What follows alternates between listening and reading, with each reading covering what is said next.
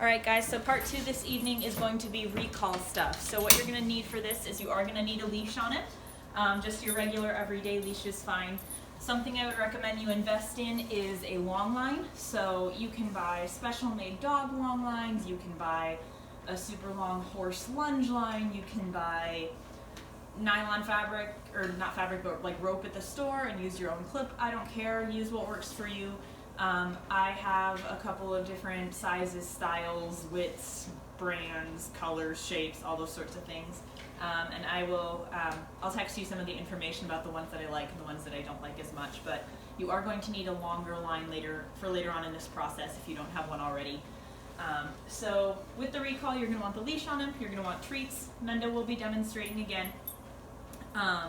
So recall's a little bit easier to teach outside because there's more things to distract them, but we're just going to use what we've got. So this is where teaching him his name is really going to come into play. So we did the Lewis and we waited for him to look and then gave him the reward.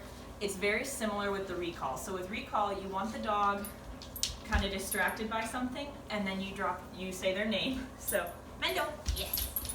And he's already like, oh, she's got treats, I know what's up.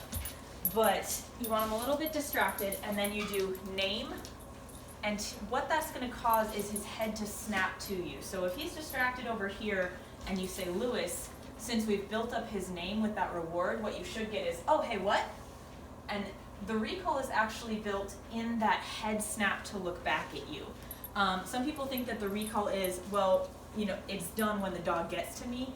I view it as it's done when the dog looks at me, because it's taking their attention from what they're focused on and snapping back to me. So I mark at that head snap. So dog's over here interested in something, I say, Lewis, come, and he whips his head, I mark yes, and then he's gonna come tearing back to me because he knows yes means reward, yes means treat.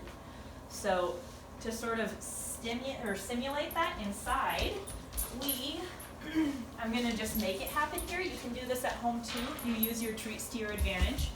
So just kind of get down there. You want the leash on in case he gets super interested in something or starts like sniffing away and not paying attention to you, because that way you can give it a little bit of tug and just be like, hey, I'm still here. It's not a correction. It's not a bad dog, pay attention to me. It's like a, hey dude, you know, don't forget I'm over here, because he doesn't know what a recall is yet, so he's still learning. This is the time when it's appropriate to use the leash to engage him a little bit.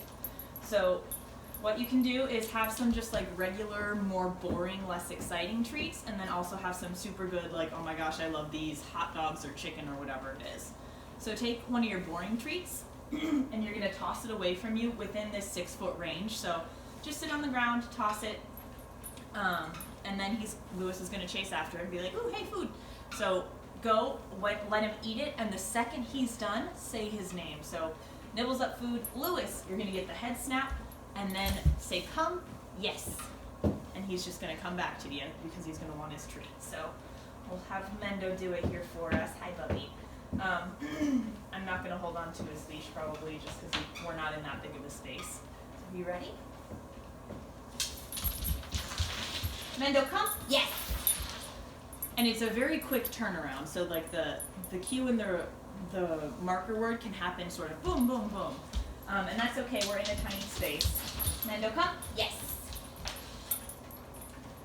But when you go outside, there'll be a little bit more of a pause in there, because he'll be like, oh, what's the thing? Lewis, come. Oh, hey. So there'll be a little bit more pause for him. Mendo, come? Yes. So to try to beef it up, I'm going to toss a couple over there so you can see a little bit more what it would look like. Mendo, come? Yes.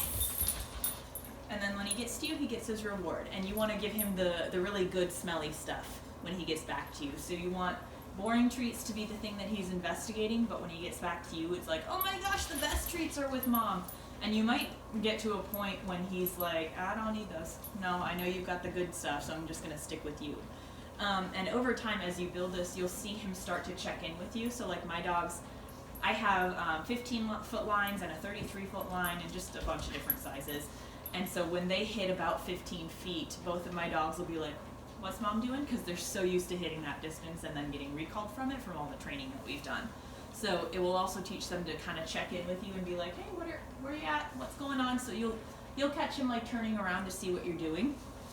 And those are also totally fine times to do a recall. So if you see him turn around and look at you, Lewis, come. And then when he takes off towards you, yes, and keep it going. Mendo, come. Yes. Good boy. Over time, I like to build a sit at the end of the recall, so they come back to me and sit. I am not going to bother with that tonight because that's just not what we're working on with him. The thing about the recall is you want to make sure that you teach them to come close enough to you that you can grab their collar. And you'll want to start doing collar grabs with Lewis too. And what that means is just reaching out and putting your hand on his collar. So, you know, let's say you're out at the park and somebody shows up with their van full of 12 dogs and those dogs are everywhere. You call Lewis back to you and he gets to you. You don't want to then have to play the dance around game of, oh, hey, you can't catch me, you can't catch me. So I incorporate a collar grab too. Once they get to me, just reach out, put my hand on their collar, just touch it, touch their face and neck a little bit. And that comes in handy at all kinds of different times. It's also important to teach them that people touch their collar and that people can touch it when they need to. Otherwise you end up with dogs that are collar shy or like some dogs will kind of snap at hands if they're like, whoa, why are you touching my neck? So you just want them comfortable with that. It's just an added resource in the event that you ever need to get him, put a leash on him and go from wherever you're at. So make sure you're touching that collar as well. Mendo, come. Yes. The other thing that you can do, and you guys can do this because you have more people than just me, so you can have two people sitting, 6 or 10 feet apart, and one of you has the kind of boring treats and one of you has the really good treats. The person who has the really good treats is doing the recall, so the person with the boring treats kind of gets his attention. It's really important that that person does not say his name, because if you're saying his name, you're engaging with him, and he's, you're wanting him to respond to that. So person with the boring treats, just make kissing noises or cluck or whatever it is you have to do to get Lewis to be like, oh, hey, what's going on? And have him get kind of into those treats. And you can give him one or two, not a big deal. But then you want the other person, the one with the really good treats who's doing the recall, to practice, Lewis, come. If he doesn't turn away from the person with the boring treats, person with the good treats kind of comes up behind and gets in his nose a little bit and is like, hey man, look what I got, it's even better. And then, Lewis, come, and you back him up to you. So I can build that for you a little bit. It's gonna look kind of funny because I'm not gonna have another person. But, so I'm just gonna put these here. I know, oh, I know you want them. We'll just go back here, so. Okay. So if he's all into it, hey Mendo, come. Yes, the boy. And my treats are of equal value because I just have all kibble, so that's why it looks a little bit different. But you can kind of get up in his face, come, yes, and pull him back with you. If he's not interested in doing the recall as much when you're just stagnant, get your body up and moving, start backing up and pulling them with you. And they will respond to that. So that sort of feeds into their chase a little bit. Mendo, come, yes. So you can do that too, and just say the thing. Lewis, come. Mark as he's moving with you and towards you, to get him to go with you. So Mendo, come, yes. Good boy. Those are the basic recall steps. I want you to start working on those. If you have questions, let me know. I have a couple other videos of myself working with my dogs on the recall, so you can see a bigger picture of them working on a line. However, I was using a clicker and the clicker was pretty quiet, so you can't quite hear the mark, but it could also be a useful tool if you have an extra 5-10 minutes. Just watch those videos and then mark where you think you would mark for Lewis. So that's another way to practice getting that yes in there and improving your timing. So I will send you those as well, just so you have them for reference. Am I missing anything? No, that should be it.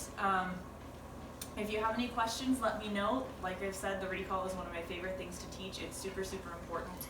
And a big, big, big rule about the recall, and I know I talked about this, but I have to re-emphasize it. Never, ever, ever, ever, ever, ever, ever say, Lewis, when you can't or don't feel like reinforcing it, because you want that cue to be so strong that when he sees ducks flying over the highway and takes off after them, you can say, Lewis, come, and he'll come back to you. So don't waste that word, the come word. And you can choose a different word. You don't have to use come. Some people use here, some people use to me, some use different languages, whatever you want to do. You can say banana pancakes if you want. I don't care. Just use a word that works for you, and don't waste it. We can always teach the recall with a different word if that ends up happening, but it's a lot easier to just teach it the one way to start and not ruin the word, because it's a really important one. So let me know if you have questions about the recall, and then we will move on to the hand touch next.